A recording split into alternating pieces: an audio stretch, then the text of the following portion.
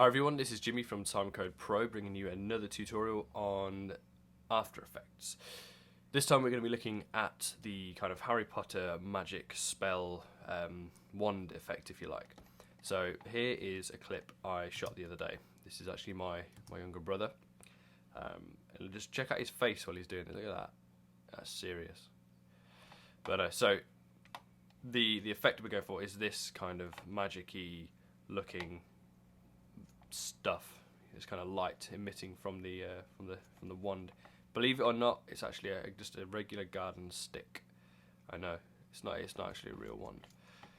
But yeah, you can get some quite cool looking stuff. We're going to be using Trapcode particular for this effect, so you will need that in After Effects. I've tried doing it with the inherent one, Particle World, I think, and I just couldn't get anywhere near what I wanted. So that's what we're going for.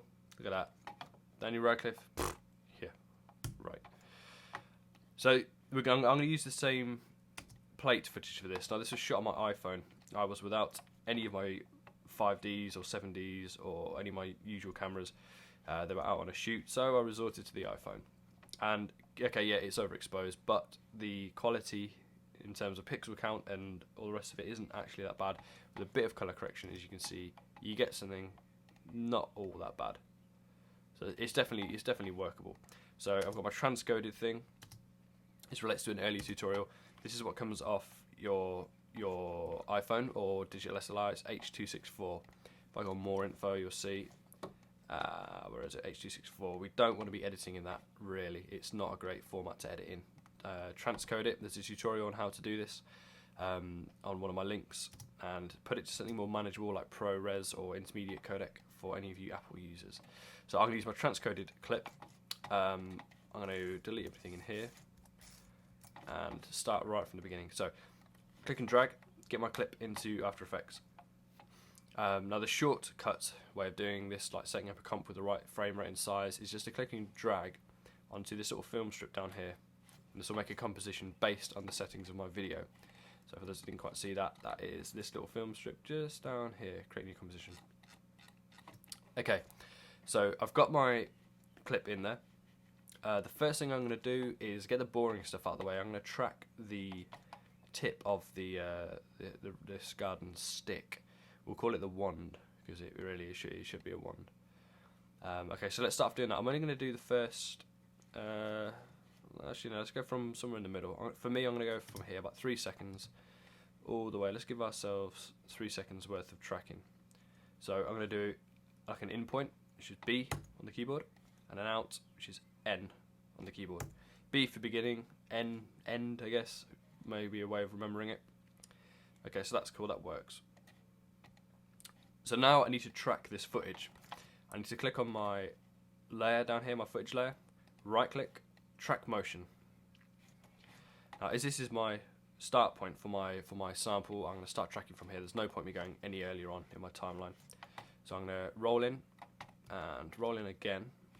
If you guys haven't got a mouse wheel, you want to be doing this down here to get to the point you want. I'm going to stick it, oh god, terrible, sorry. Stick it on the end of this wand stick thing. We've got two boxes. This is our track area, like our points that we want to track. Well, that's our actual point there. This is the kind of area that it's going to be searching for your track point, and this outer box is a search area. There are plenty of tutorials out there explaining this in a bit better detail. Essentially, this point between each frame can't travel outside of my box. So if this end was to go here in the next frame, the tracker would just lose where it needs to go. So the bigger your search area, the slower it takes, but the more accurate it should be. So I'm going to go from around here. Right, so you guys may find your tracking will be easier than mine. I didn't have any play with the shutter speed or frame rate on my camera, so I'm going to see how this pans out. So I'm down here. I'm going to do my analyze forward, just to see really quickly if this tracks it. So it's on a few frames. The best thing to do with this is to go play, stop, analyze forward, stop, analyze forward, stop. Reason being is if I do a whole hunk of tracking and get right to the end and it goes wrong, I've got to redo the whole lot. At least if I do it incrementally like this, I've got like undo points, if you like. I can go back and tweak it. So as you can see, if I analyze a frame forward, it's not finding it now because I've got a bit of motion blur.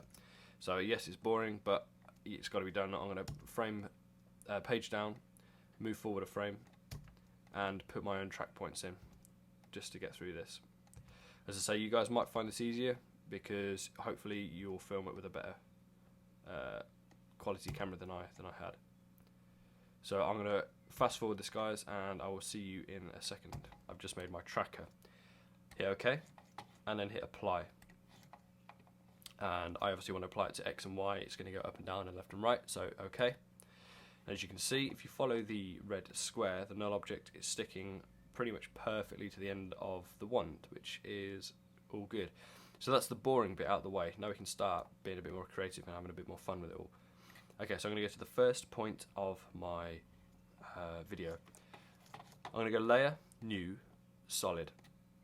Choose a black solid, make sure it's my comp size. I'm going to call this layer Part, and once I've got my null in there, I'm going to rename it. I'm going to click on my null, hit enter, return on the keyboard, and call this tracker.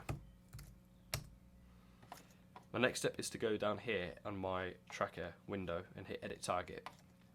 And I need to apply my motion to my null layer that I've just made my tracker. Hit OK, and then hit apply. And I obviously want to apply it to X and Y. It's going to go up and down and left and right, so OK. And as you can see, if you follow the red square, the null object is sticking pretty much perfectly to the end of the wand, which is all good. So that's the boring bit out of the way. Now we can start being a bit more creative and having a bit more fun with it all. Okay, so I'm going to go to the first point of my video. I'm going to go Layer, New, Solid. Choose a black solid, make sure it's my comp size. I'm going to call this layer Particle E for emitter. Okay, now I'm going to use particulars. I said earlier, this is a Trapcode plugin. For the money you spend on these, it can seem quite a lot for just a plugin, but it's so versatile. The stuff you can do with this plugin is just brilliant. It's highly recommended.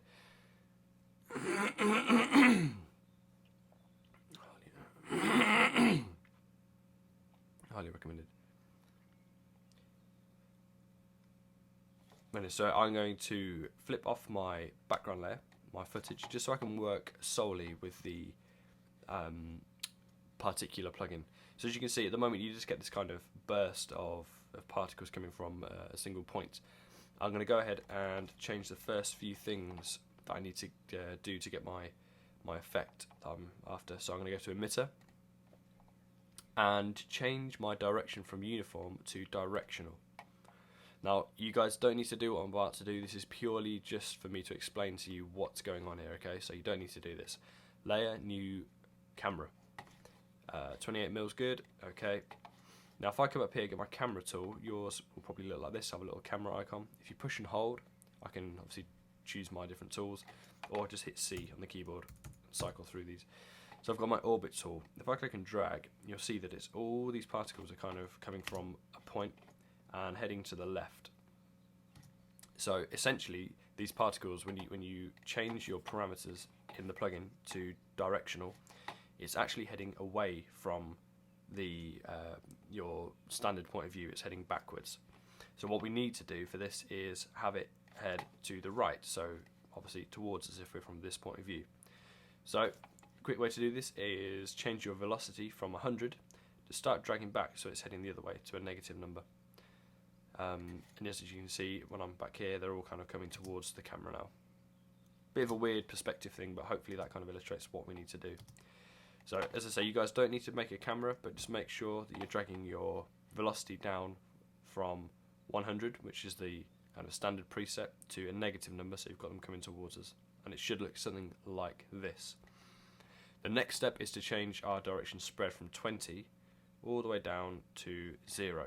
Now what might happen is you get this big kind of white orb looking thing. The reason for that is that the particles are heading straight towards the camera. So essentially we're just looking at one of the particles and it's filled the whole screen.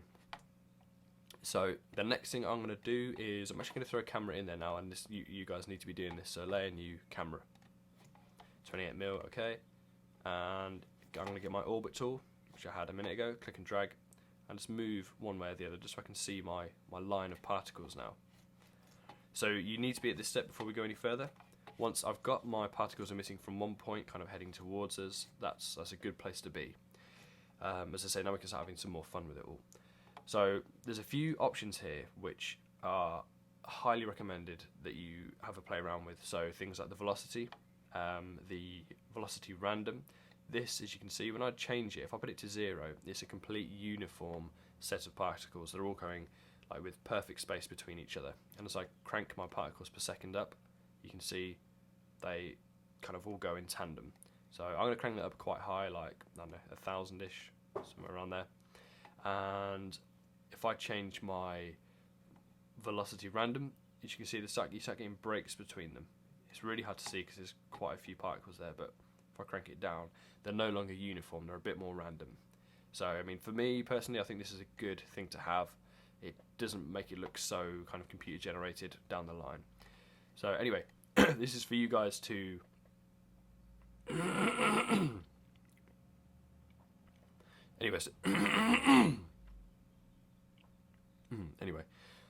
anyway, so this is for you guys to have a play around with. The next step is to go to physics, air, and turbulent field. So this gives us the kind of more wild looking effects that you see in the films. So the first and kind of most important thing is the effect position feature down here in turbulent field. If I click and drag that, you can see now the particles are kind of splitting off and going in their own, off on their own accord. Now I need to change my particles per second up here so we get a constant stream, like so. Just going to play this out a bit. Okay, so it's not playing in real time here, but this is kind of real time. It's a little better, it's just still a bit static and a bit dull. As I said earlier, it's a case of playing around with these numbers to get the effect that you want, and secondly, playing around with the top kind of half of these numbers. So I can start doing things like affecting the size of the particles. So if I click and drag that up, you can see some now are getting thinner, some are even disappearing if I go too high. I don't want them to disappear completely. Somewhere, for me, 10 works for effect size. I'm going to go back to my particle drop down bit and change my size over life. It's just here, you get this little graph. Now this is kind of cool. You can actually go ahead and draw your own kind of shapes. So the particles are going to go from being sort of non-existent to kind of quite big, back off, on, on. So as you see down the line, you kind of get this effect going on.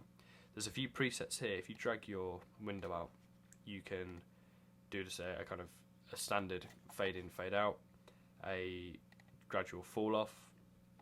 The reason it's kind of not sticking true to the graph here is because we affected our effect size. If I crank that down, you should start to see, if I lower my life of the particles, that they represent the graph a bit better. So as you can see at the beginning, we're kind of nice and thick, and gradually it kind of falls off, tails off. So I want it to fall off gradually, kind of like an S curve, but I want them to be on straight away here. So if I click in this kind of the two gaps between your white line and your grey, click and drag, I get a nice thick beginning and it gradually falls off. That's, for me, that's kind of what works best. Okay, I'm also going to change the size of my particle from 5 down to about 3, just so it's a little slimmer. Okay, so let's have a look at this now, see how this is looking. Okay, so we've got these particles going on. They're okay. I'm going to crank up my number of particles just so the end kind of stays more constant. Say somewhere around, I'm going to go about 7. And it's like I said earlier on, it's a case of balancing your position with your effect size, and start playing around with these as well, the scale of it all. That's cool for the time being. So the next thing is to change the colour. So I'm going to click on my white solid here, change it. For me, I'm going to go for like a light blue. But we want to maintain the kind of white interior of the particles. So come down to your transfer mode on your colour, change it from normal to add. Now it's kind of hard to see, but if I roll in the thinner particles, you can see they've got a nice kind of glow going on, which is looking kind of cool. Now, admittedly, there's not much life to it yet, and we'll get to that in a second. I'm just going to change, for me, my velocity a bit more. Okay, that's cool. Rightio, so let's flip our video layer back on. And we get this kind of thing going on. Now what I want to do is attach the birth point of my particles, so my emitter position, X and Y, I'm going to strap that to our tracking data that we did earlier. So if I get my XY position and I alt click, I can come down to my tracker, hit P for position, and essentially what I'm going to do is pick whip, using this little tool here, the position data of the tracker, which is all these keyframes. So if I click and drag all the way down and choose position, now as you'll see, it's starting to come to life quite a bit more. So I'm just going to, if I hold Alt and roll my mouse wheel, I can start zooming in and out, and that goes for the same for any region of my composition. So let's say I wanted to zoom into the top right hand corner. If I just roll normally without holding Alt, it by default goes to the middle. But if I hold Alt, and wherever my mouse is, that's where it will roll to. Kind of handy and good to get used to. And to scroll around your page, hold spacebar, click and drag. Just a few little tips there for you guys. Okay, so let's review this. So we're starting off here. Now we've already got a stream. We'll come to that later on. But as you can see, when I start moving around, now we're getting a lot more life to it. And we can really see how this is going to sort of come to life and take shape. So it's looking alright, it's just not quite kind of solid enough. So the real quick fix for this is to switch on your motion blur for the composition and then flip it on for your particle itself. Now as you can see, the motion blur kind of acts as a blender, I guess. It blends the particles together because of the motion you've got for it. I'm just going to flip off my video again so I can see this a bit better. Okay, so the first thing I'm going to do, I can already see that there's too many gaps between our particles. I want more of a straight line, so I need to be coming up here to our emitter and changing a few things in here. So velocity from motion, if I change that down to say kind of, I don't know, like quite a low number, there's two things that happen here.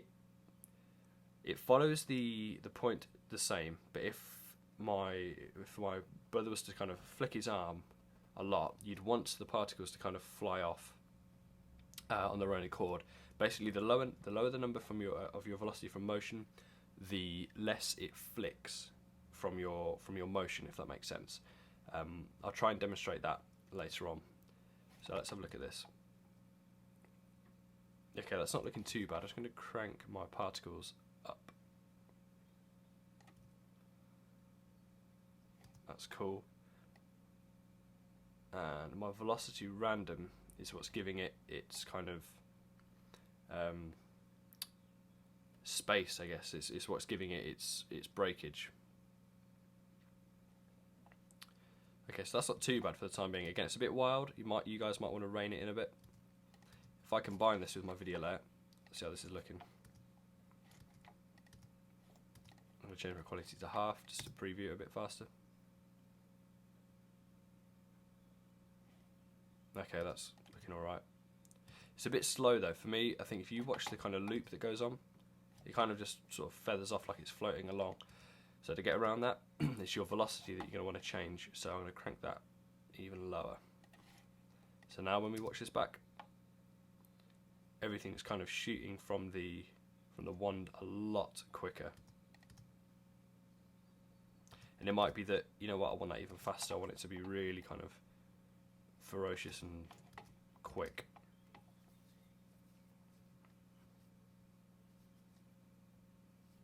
Okay, that's looking alright. Okay, so the next thing we're going to do is start building this effect up a bit more. It's looking alright, but there's not enough variation, not enough life to it. So the way to do this is to click on your layer, on your particles, and go Edit, Duplicate. Now nothing's going to happen straight away. That didn't seem to work. Let's do that again. Edit, duplicate. Okay, there we go. So I've got my original particle here. I'm going to solo these. So we've got 1 and 2. Now, it's a case of varying your animation. So in one instance, which is our first one, I'm going to keep that as it is. The second one, I'm going to come down to our air, our physics, air, and turbulent field. And start playing around with these numbers. So effect position, crank you up a bit, and let's see what else we can do in here.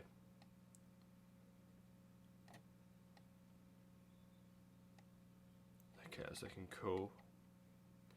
I might go ahead and change the velocity from motion on this one, just so that this one kind of flicks out a bit more. So I've got one that's kind of staying true to the motion, and another one now, as you can see, that's kind of going off on its own accord a bit more.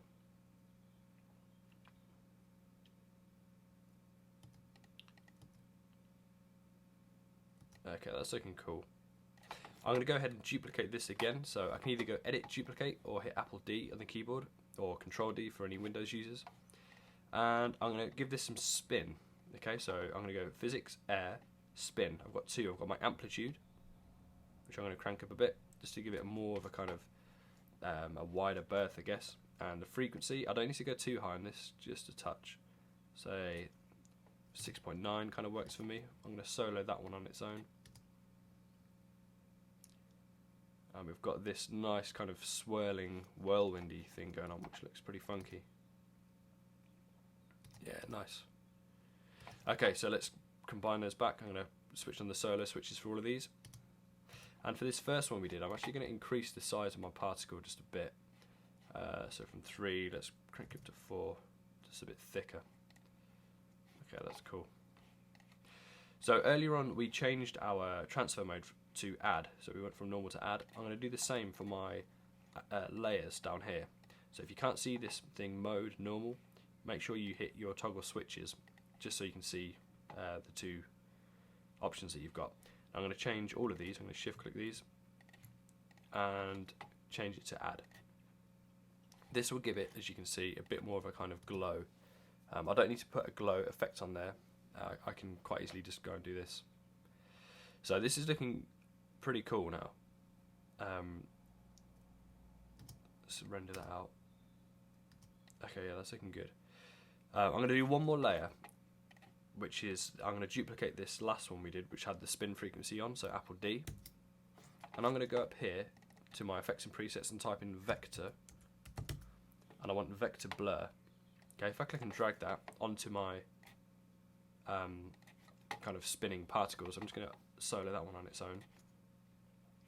What this does, it kind of merges the particles together. Is the best way to describe it. It's kind of like a blur, hence the name. But it's not just a straight up blur. We'll have a quick flick through these. Okay, so natural. I'm going to change my amount. As I'm dragging up, you can see this is kind of giving it a lightning-y, kind of almost like a watery effect. It's cool, but it's not what I want. You guys might love it and think, actually, yeah, that's the one for me, and yeah, go for it if that's kind of what you like. We've also got constant length, kind of similar. I can go to negative values in these, again, or positive. Perpendicular. These are all kind of similar at first glance, but when you sort of take a closer look, they do vary. I mean, that's quite different to some of the other ones we have. That's really close to what I'm after, but it's just not quite there. So I'm going to go and choose direction sensor. This gives it a much more kind of ghosty look, as you can see.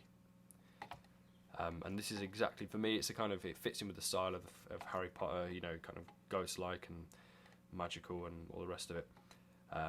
Kind of similar to the ink drops that you have in the film, where people kind of appear, and I don't know the terminology. Any Harry Potter fans out there, I'm sorry. I love it, I'm just not as big on it as some of you maybe. So, revolutions, what this does, it kind of twists the effect in on itself. So at the moment, you might be able to see it's just a kind of cross-hatch thing that's going on, really soft cross-hatching. When I start clicking and dragging this, you might be able to tell it's kind of swirling in on itself.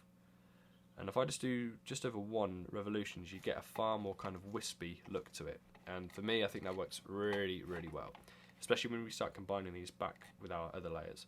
So that's our spin particles, that's our kind of wild, whippy thing going on, and we've got the concentrated center. So let's have a quick look at how this is looking. I'm just going to zoom back out.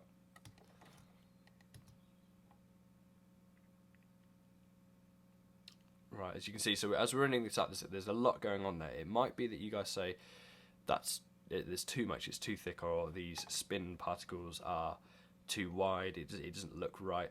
It's literally just a case of going in here, choosing the layer that you want to affect, so it might be the spin one, and just tweaking your spin, for in this case the amplitude, so I can bring that back in, rein it in a bit, and flick these back on, and you think, hey, that's a bit better, that kind of works.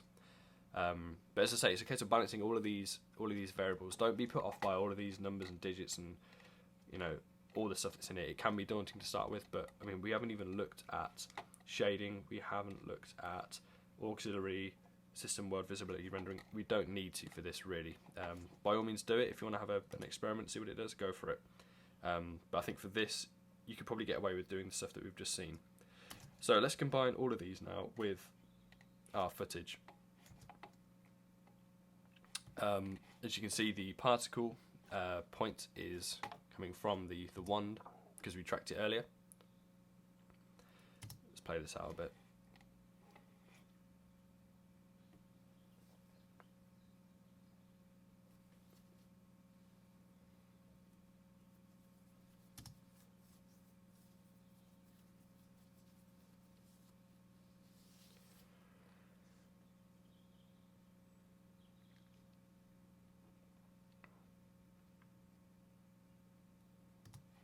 Okay, so we've got a tiny little region of kind of previewed video here. So for me, the effect without the video looks better than it does with the video. The main reason being is that we've changed our transfer modes to add, and it's kind of over exposing, it's kind of blowing out all the effect. So I'm going to go and darken my plate footage, my background. So I'm going to use curves for this, click and drag, put it on my video layer, and just bring the whole thing down. As I said before, the clip was shot on an iPhone, so it's not going to give you the best looking video. But this effect will kind of act and react better with darker footage. But by all means, change your transfer modes in here. Let's try and lighten, see how that looks. So lighten kind of gives us more, a kind of better view of the effect. It's not blowing out the background so much. But again, you guys might think, actually, I like the whole blowing out of it all, and that's the kind of thing I want. So there we go. That's the kind of base point you want to be at. There's a few optional things that I've got on my original clip, as you can see in here. If you compare it. Okay, so that's my plate and the final thing. Okay, as you can see, straight off, we have the optical flare, which gives it kind of more of a bit more life and a bit more of a magic look. The only way to get, not the only way, the easiest way to get this is just to go to Video Copilot, Andrew Kramer, legend, and buy optical flares. I think it's absolutely brilliant. I use it on a lot of stuff. I wouldn't say to you guys, don't overuse it. It can be, people overdo it and it kind of spoils some of the stuff, but if you've got just a subtle kind of element like we've got here, and it suits the style of the footage, then go for it. It looks pretty damn cool. So in this one, let's just do a quick comparison. This one I've got a lot more kind of spins going on, but they're kind of softer on the outside and a more concentrated center. Like I said earlier, it's a case of balancing all of your parameters in here and just coming up with an effect that you think works best for you. Have a good experiment with that. For those that don't have optical flares, there is a quick solution we can come up with. We can go layer, new, solid, choose a white solid, hit OK. I'm going to knock my transparency down, so I can go down here. I can either hit T on the keyboard, or I can go drop down, transform, and get all my transformation options. So I'm going to knock this down a bit so I can see through it, and I'm going to parent it to our tracker. You'll see why in a second. So as you can see, if I just flip off all of my particles. So as you can see, this now follows the wand point. So all I'm going to do is go in here, use my ellipse tool. So I click and hold on my, what is usually my rectangle tool, and use ellipse. Zoom in, and I'm going to make a circle. If I click and drag first of all, sorry, I'm going to undo that. If you guys get this, that's a shape layer, we don't want that. So undo, you need to be clicking on your white solid first, and then clicking and dragging. Now if I hold on an apple, if I hold Command and Shift, it kind of orients from the point that I started clicking and dragging, which is great, that's what we want. I think for Windows users it's Control and Shift, so not too different there. Now I'm going to go ahead and make a kind of like a sparky light thing, so I'm going to put one just there, crank my opacity back up. I'm going to hit F on the keyboard, F, and that'll give us our feather option. If I sort of feather that out, I'm going to duplicate this layer, Apple D, MM on the keyboard, which gives us our mask options. Alternatively, we can drop down masks, drop down here, and I'm going to make this one a little bigger, so drag up my mask expansion and probably feather that out a bit more as well. So this gives us a kind of light effect. Now it looks a bit clumsy, admittedly. So now this gives us a kind of light effect. It looks a bit clumsy, admittedly, so I'm going to change my transfer mode to add for both of these. So I can see already that's far too big. I'm going to go back in here, MM, and just change my mask expansion. I only want a small kind of light source, something like that, nice and small, just subtle enough to see it.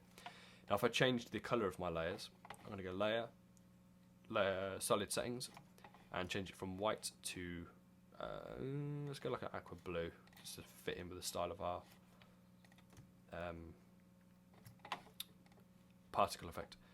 So layer, solid settings for both these layers. I'm going to change this to blue as well. Somewhere around here. Okay, cool. So admittedly it's not as kind of impactful as this effect. Let's make that bigger. As the optical flares, but it's still something you could probably get somewhere quite close to that if you just started building more layers, more solid colours, feathering them. You can get quite close, but honestly guys, go and buy optical flares, it's really, really cool. So I'm going to flip my effect back on, and this is going to kind of be the closest thing to the final output. So I'm going to get my solids, my colour solids, MM. Let's just bring that up a bit. So we're there with that.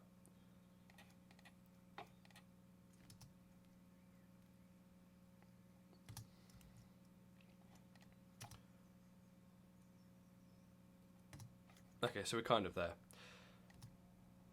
Right, so once this is at the point we're happy with, the last thing we need to do is just make sure that our perspective is right. So for me, this is kind of right. It's going off to the left. It works well. The only thing I'm going to do is get my camera tool up here, my orbit, and I can start clicking and dragging now and moving by the direction that the effect flies in. Because we chose directional earlier on our emitter type on our particles, we've got a bit more play as to how this flies around.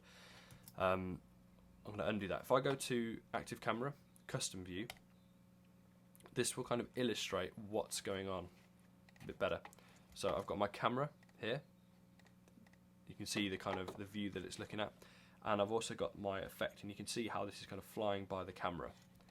So if I go ahead and make my, you guys don't need to do this, but this is purely for illustrative purposes. If I go to my video layer and change it to a 3D layer, you can see now when I click on the camera that it's looking kind of at the footage. So the stick would be there, and the effect is flying off to the side. So it's pretty much how it should look when we go back to our active camera and knock our video layer back off to being 2D. So if that's not right, if you guys have got a kind of more of an acute angle or a less of an acute angle, it's just a case of going back here, choosing your camera option, and straightening it out to wherever it needs to be. And now if your point drifts, I can go C on the keyboard, and just move my panning and tracking tool back to where it needs to be. And that should kind of sort you guys out. Anyway, I hope you guys find this tutorial interesting. By all means, like I say, play around with the features in there, play around with the settings, don't be guided exactly with the numbers that I type in. Change the colour, choose some different angles to film with, and see how it goes. If you've got any questions, queries or comments, throw them down there. I'll do my best to answer them. Until next time, thank you very much.